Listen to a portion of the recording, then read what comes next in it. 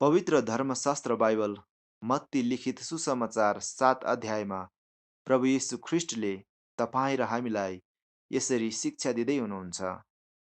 अरूलाई दोषी नठहराऊ र तिमीहरू पनि दोषी ठहराइने छैनौ, किनभने जसरी तिमीहरू अरूलाई दोषी ठहराउँछौ त्यसरी नै तिमीहरू पनि दोषी ठहराइनेछौ। जुन नापले तिमीहरू नाप्दछौ त्यसै गरी तिमीहरूका निम्ति पनि नापिनेछ। किन तिमी आफ्नो भाइको आँखामा भएको धुलोको कण देख्दछौ, तर तिम्रो आफ्नै आँखामा भएको मुढा चाहिँ थाहा पाउँदैनौ? अथवा तिम्रो आफ्नै आँखामा मुढा छ भने कसरी तिम्रो भाइलाई भन्न सक्छौ, मलाई तिम्रो आँखाबाट धुलोको कण निकाल्न देऊ?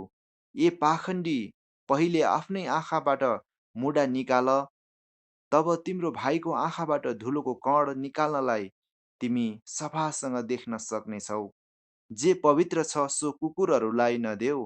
आफ्नो मोतीहरू सुँगुरका अगाडि नफाल, नत्र त तिनले आफ्ना खुट्टाले तिनलाई कुल्चन्लान् र फर्की तिमीलाई हमला गर्लान्। प्रार्थनाको निम्ति प्रोत्साहन। माग त तिमीलाई दिइनेछ, खोज त तिमीहरूले भेटाउनेछौ, ढकढक्याऊ त तिमीहरूको निम्ति उघारिनेछ।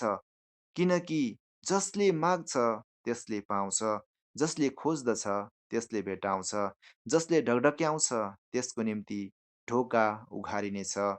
तिमीहरूमध्ये कुन मानिस होला जसले छोराले रोटी माग्दा त्यसलाई ढुङ्गा देला, कि माछा माग्दा त्यसलाई साप देला?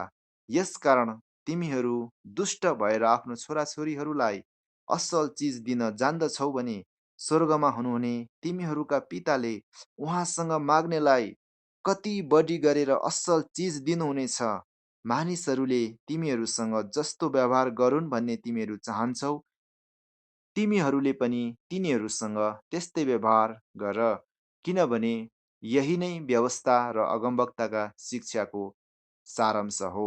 साँघुरो र फराकिलो ढोका। साँघुरो ढोकाबाट भित्र पस, किनभने विनाशमा पुर्याउने ढोका फराकिलो र बाटो सजिलो हुन्छ र यसबाट भित्र पस्नेहरू धेरै हुन्छन्। किनभने जीवनमा पुर्याउने ढोका साँघुरो हुन्छ र बाटो कठिन हुन्छ, जसले चाहिँ जीवनमा पुर्याउँछ र त्यो भेटाउने थोरै नै हुन्छन्। रुख र त्यसको फल। झुटा अगमवक्ताहरूदेखि होसियार बस, जो तिमीहरू कहाँ भेडाको भेषमा आउँछन्, तर भित्रपट्टि चाहिँ डरलाग्दा ब्वाँसहरू जस्ता हुन्छन्। तिनीहरूका फलबाट तिमीहरूले तिनीहरूलाई चिन्नेछौ। के काँडाका बोटबाट अङ्गुर अथवा सिउँडीबाट अन्जिर टिपिन्छ र? त्यसै गरी हरेक असल रुखले असल फल फलाउँछ, तर खराब रुखले खराब फल फलाउँछ। असल रुखले खराब फल फलाउन सक्दैन, न त खराब रुखले असल फल फलाउन सक्दछ। असल फल असल फल फलाउन सक्दछ। असल फल नफलाउने हरेक रुख काटी ढालिन्छ र आगोमा फालिन्छ। यसरी नै ती अगमवक्ताहरूलाई तिनीहरूका फलबाट चिन्नेछौ। मलाई प्रभु प्रभु भन्ने सबै स्वर्गको राज्यमा प्रवेश गर्ने छैनन्, स्वर्गमा हुनुहुने मेरा पिताको इच्छा पालना गर्ने मानिसले मात्र परमेश्वरको राज्यमा प्रवेश गर्नेछ। त्यो दिन धेरैले मलाई भन्नेछन्, प्रभु प्रभु, के हामीले तपाईँको नाउँमा अगमबाणी बोलेनौँ? तपाईँको नाउँमा भूतहरू धपाएनौँ? तपाईँको नाउँमा अनेक शक्तिशाली काम गरेनौँ र? अनि म तिनीहरूलाई सफासँग भन्नेछु, मैले तिमीहरूलाई कहिल्यै चिनेको छैन। ए अधर्म काम गर्नेहरू हो, मबाट दूर हौ। दुई किसिमको जग।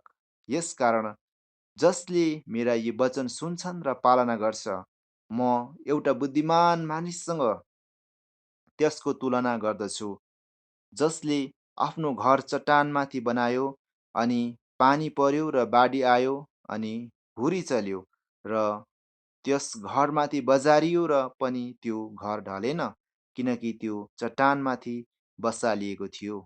जसले मेरा यी वचन सुनेर पनि पालना गर्दैन, त्यसको तुलना एउटा मूर्ख मानिससँग गरिन्छ, जसले आफ्नो घर बालुवामाथि बनायो, पानी पर्यो र बाढी आयो अनि हुरी चल्यो र त्यस घरमाथि बजारियो र त्यो घर ढल्यो अनि त्यसको ठुलो विनाश भयो।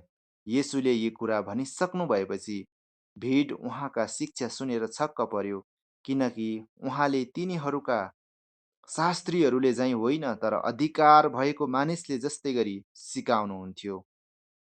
कि साँच्चै नै आजको दिनमा बाइबल पढ्ने, येशूको शिक्षालाई सुन्ने, बाइबल कलेज पढेर पिएचडी गर्ने, चर्च जाने, यहाँसम्म कि सङ्गतिमा सामेल हुने र विभिन्न आश्चर्यका कामहरू गर्ने, भूतहरू धपाउने, विभिन्न कार्यहरू गर्ने मानिसहरू धेरै छन्।